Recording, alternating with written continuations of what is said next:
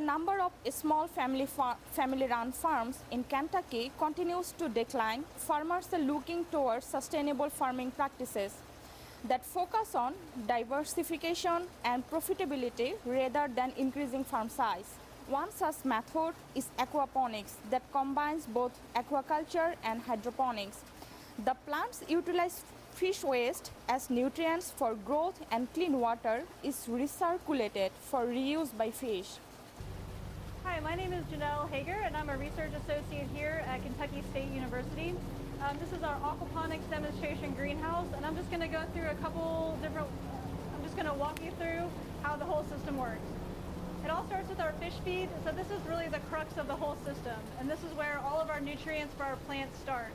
So we start by feeding our fish, and the fish eat the feed, and the feed is providing those nutrients for the fish. And whatever their waste product is what then goes to our plant beds. So water from our fish tank then moves into our solids filtration. We really want to get all of the solid waste out of the water. We definitely don't want that growing in our plant beds. So now that we've gotten rid of all the solids in our water, hopefully we're left with some really nutrient-rich water. A major nutrient of our system is nitrogen that's produced by the high protein level of our fish feed. And that's really what our plants like. They take up nitrate, which is the end product of our nitrification cycle. So as our bacteria are converting all those waste products over, we end up with nitrate, and that's what our plants love. Leafy greens do really great in the system because they're heavy nitrogen feeders, and so we can get a lot of really good plant biomass and really get good efficient water cleaning at the same time. So as you can see, these plants are just grown on floating rafts. So their roots just hang down in the water and take up all those nutrients. So they're in a dissolved form, which our plants really like, so they don't have to work very hard at getting those nutrients out of the water like they would in soil. Okay, Janelle, tell me about the benefits of aquaponics system, why people use this aquaponics system for sustainable production. Sure, so one of the main reasons why people are drawn to aquaponics is because you can get 2 crops out of one single input.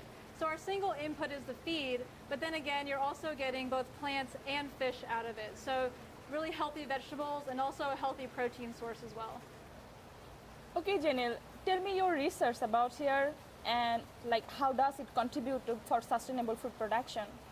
That's a great question. So one of the things that we're focusing on here at KSU is really trying to work out those best management practices that are really lacking in the field.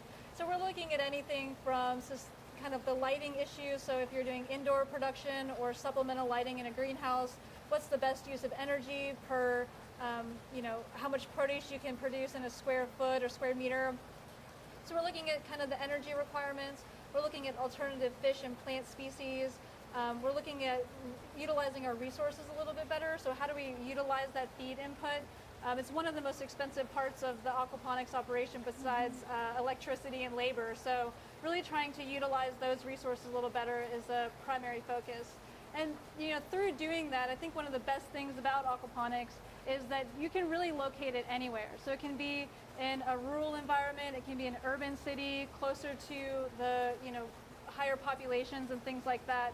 And I think it's particularly important to be able to provide areas that don't have access to fresh protein or fresh vegetables, in dense urban populations. You can really put these systems right in there, and then those people have access to food that they really normally wouldn't. So I think it's a really great tool to really be put kind of anywhere.